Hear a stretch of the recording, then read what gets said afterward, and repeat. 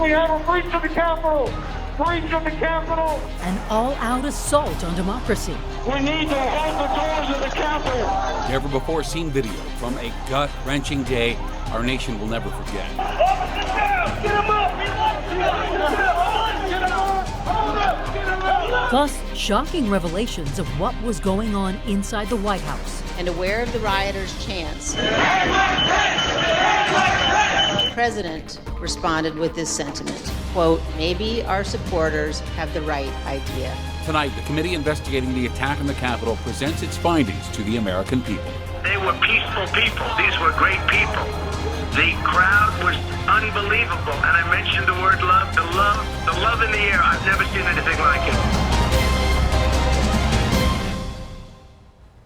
It was carnage, it was chaos. That is how a U.S. Capitol Police officer described the front lines on January 6, 2021. Caroline Edwards tonight testified before the House Select Committee as they open hearings presenting findings from nearly 18 months after that mob of Trump supporters tried to stop the peaceful transfer of power. The end goal of the hearings to prove to the American people that the former president directly caused this deadly assault on our democracy. Well, CB Cotton is joining us live with the key moments. And CB, there is so much to break down tonight from this hearing. And Shannon, there really is. And there's still a lot to come as these hearings continue. This House January 6th investigation committee has done more than 1,000 interviews with insurrectionists and Trump aides. And a lot of this evidence is going to be shared with the American people. Committee member Republican Congresswoman Liz Cheney saying the evidence proves Trump spearheaded a 7-part plan to overturn the 2020 election. ABC aired tonight's hearing unedited. We've worked to clean up some of the language. Whatever it takes, I'll lay my life down if it takes. Absolutely.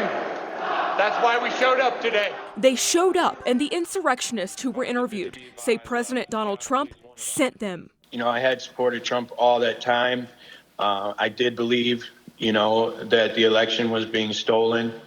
And Trump asked us to come. He personally asked for us to come to D.C. that day. And I thought, for everything he's done for us, if this is the only thing he's going to ask of me, I'll do it. On Thursday night, the January 6th attack at the Capitol was on the world stage again in prime time. We need to hold the doors of the Capitol. As the investigating House committee dissected the violent siege. In this moment, when the dangers of our Constitution and our democracy loom large, nothing could be more important. The committee calling the investigation a bipartisan effort to get to the truth about who caused the violence and what was at stake. All Americans should keep in mind this fact. On the morning of January 6th, President Donald Trump's intention was to remain President of the United States, despite the lawful outcome of the 2020 election. Republican Congresswoman Liz Cheney says that intention was backed by lies about voter fraud. The committee subpoenaed more than 100 people, to include lawmakers and Trump White House officials.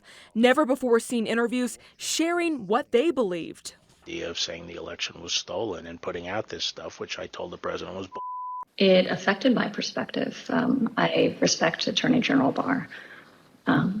So I accepted what he was saying. Broke into that window and they're trying to kick it in. And new body camera video from Capitol Police. What cameras captured Officer Caroline Edwards saw with her own eyes. Edwards, who was injured during the Capitol attack, sharing her testimony. What I saw was just a war scene. It was something like I'd seen out of the movies. I couldn't believe my eyes. There were officers on the ground, they were bleeding, they were throwing up, they were, they had, I saw friends with blood all over their faces. I was slipping in people's blood. And the next hearing is set for this coming Monday at 8 a.m. our time. Congresswoman Liz Cheney says we'll hear evidence on how President Trump and his advisors spread false information about voter fraud. Thank you, CB. And one of the enduring images from January 6th, this photo showing Colorado Congressman Jason Crow holding the hand of another lawmaker in distress. They were among a group of people stuck in the gallery during that attack. That same group had reserved seats during tonight's hearing. And in an interview this afternoon, Crow said he believes the hearings are less an exercise in writing history and more an exercise in preventing future attacks on democracy. We have a domestic violent extremist movement that's arming themselves, that is using violent rhetoric, that's threatening people, that killed police officers across the street from where we're sitting right now just a little over a year ago.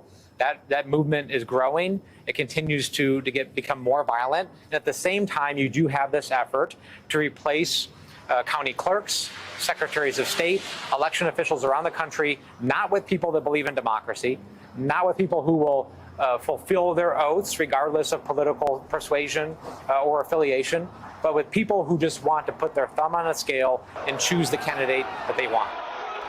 Now, as for Colorado's Republican members of Congress, we reached out to the offices of Lauren Boebert, Ken Buck, and Doug Lamborn for comment on tonight's hearing.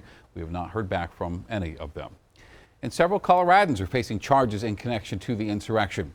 Avery Carter McCracken is accused of punching 2 D.C. police officers. He faces numerous felonies, including assaulting an officer. Hunter Palm, accused of entering Speaker Nancy Pelosi's office and then urging others to hack into her laptop. That is a picture of him there, his feet up on a conference table in the Speaker's office. Robert Geiswein facing charges for intimidating police with a baseball bat and spraying aerosols at them. He has been ordered to stay in jail until his trial. We have in-depth coverage on these cases and about the other Coloradans charged or convicted. It's right now on thedenverchannel.com.